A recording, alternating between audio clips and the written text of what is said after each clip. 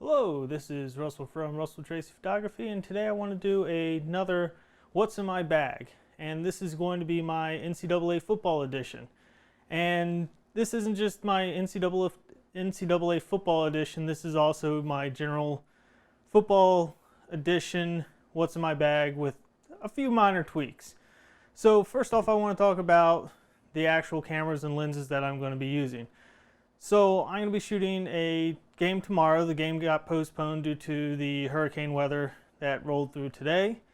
So tomorrow evening I'll be shooting the game. The game starts at 6 p.m. So the two cameras that I'm going to be using is the two that I always talk about. I'm going to be using my D500 and my D3. And again, D3 is still a fantastic sports camera. Yes, it's older. Yes, the ISO isn't that great for some fields, but I'm not really worried about this. This is an NCAA field. It should be pretty decent. The lens that I'm going to be using tomorrow is going to be the 200 to 400. This is one of my favorite sports lenses other than the 400 2.8, which unfortunately I don't have a 400 2.8. Had one for a while that I was borrowing on an almost permanent basis, but this one's mine. This is the 200 to 400 f4. This is the version 1. I've talked about it in a couple of my videos. This is an awesome lens for sports, and yes, it's an f4 lens, but on the D500 it's absolutely fantastic. I just bumped the ISO up a little bit and there's no problems. The second one is my 70 to 200, and pretty much if you're shooting sports, 70 to 200, 80 to 200, if you're not using one of these, or you're a 200 to 400, 300 2.8, 400 2.8, this should be the lens that you should be starting out on if you're getting into shooting sports, either 70 to 200 or an 80 to 200. As always, I highly recommend the Nikon. I've got a couple other videos on third-party cameras and third-party lenses, but I'm not going to get into that. I highly recommend the Nikon 70-200 f2.8. So those are the two cameras that I'm going to be using. Nothing too crazy about that. In addition, I talked about in my basic sports equipment video, good monopod. This is going to be on the 200 to 400.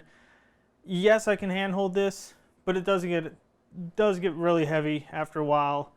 So I'll be using the monopod here. This is a Manfrotto 680B. It's real nice. Collapses down pretty far. I think this is only like 18 inches or something like that. So it's really good if you're kneeling on the ground on the sidelines. The other thing I'll be taking is the black rapid strap. That'll be on the 70 to 200. That way I can have the 200 to 400, have it up. If I need to grab the 70 to 200, it hangs right here. The other thing I'm going to be bringing out on the field, now this is kind of a conditional thing for tomorrow, and I'll get into that in a second. But in here, typical stuff that I normally carry, I've got SB 800, I've got extra memory cards, lens cloth, a 50-1.8, 85-1.8, extra batteries, of course, and my color checker passport and the flash meter. This is pretty much the typical setup that I keep in this bag. It doesn't really change much at all, if any. Now the reason I say this is conditional is because there's still a chance of getting a lot of rain tomorrow. Now, the nice thing about the think tank bags is the think tank bags, one, they're very well constructed in the first place. But the second thing is every think tank bag has buried in it somewhere a rain cover. And this one's right here. So if it does rain tomorrow, I can easily pull out the rain cover, pull it over. It's not going to have a problem. And in all the little bags, the rain covers are just tucked down inside. I'm not taking the 28 to 70 tomorrow. It's actually out right now. Somebody's borrowing it. Don't really ever use it for football anyway. But I'm going to keep this on here. The little think tank bags like this, they are absolutely awesome for carrying bottles of water. So if you're out and it's a hot day, extra little think tank bag on the belt, drop a couple bottles of water. You can fit like a Gatorade bottle or an Nalgene bottle or something like that in it. Works out great. Now going along with the rain, because I am worried that it is going to rain tomorrow, there's two things that I'll be taking that I normally just keep in a box, and that is rain gear. And I'll be doing another video on these, but I've got two rain covers here. This is both of them are Think Tank. The Think Tank rain covers are by far the best rain covers I've ever used. I've never gotten the camera wet. You get the front elements wet, that's about it. But the lens has never gotten wet, the bodies have never gotten wet. They're absolutely amazing rain covers. This is I think this is the 200 or 300 to 600 hydrophobia. That's the line. They're really easy to put on. I can do a video on that at a later date. So that goes on this lens. The nice thing about this is the whole thing actually folds up into itself.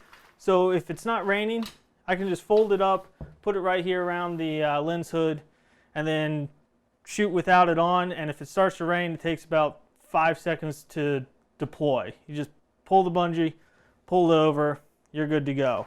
Second one is, this is the Hydrophobia 70 to 200. Obviously this is going to go on the 70 to 200, and it works the same way. Now if it's raining tomorrow, it comes with this really nice strap. I'll be using this instead of the Black Rapid. I just do the same thing, just throw it over my shoulder. Works out really good.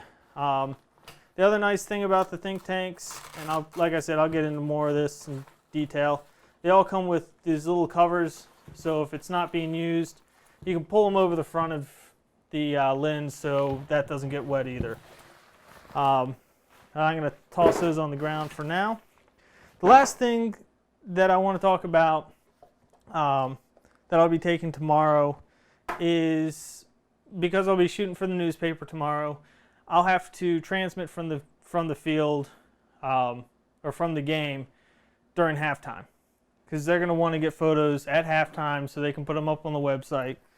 So what a lot of people don't think about is computers.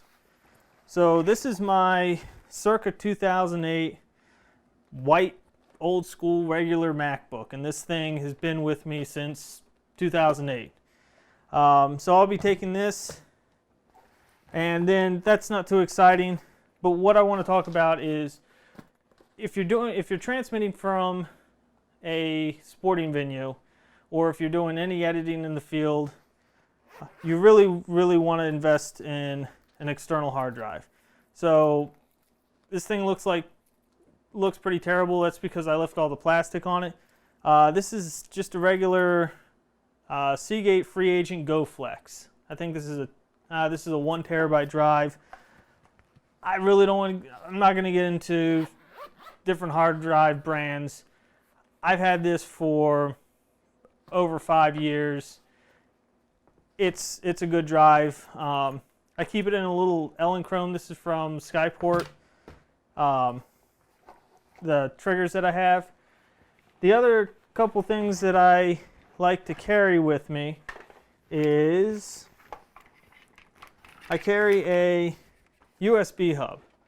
Now what the USB hub's for is because I have two card readers.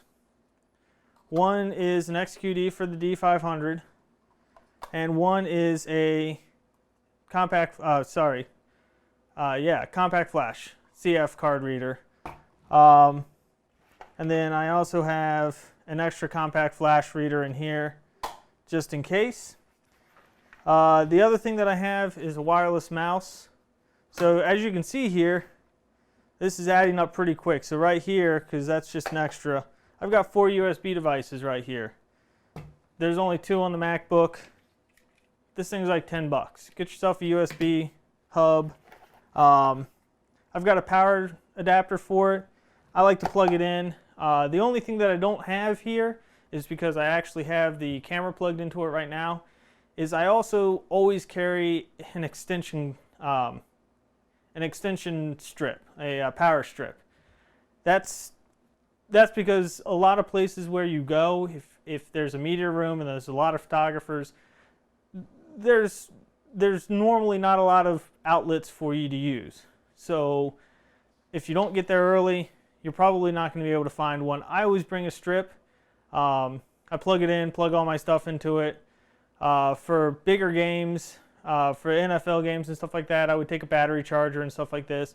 I'm not really worried about that for this game tomorrow.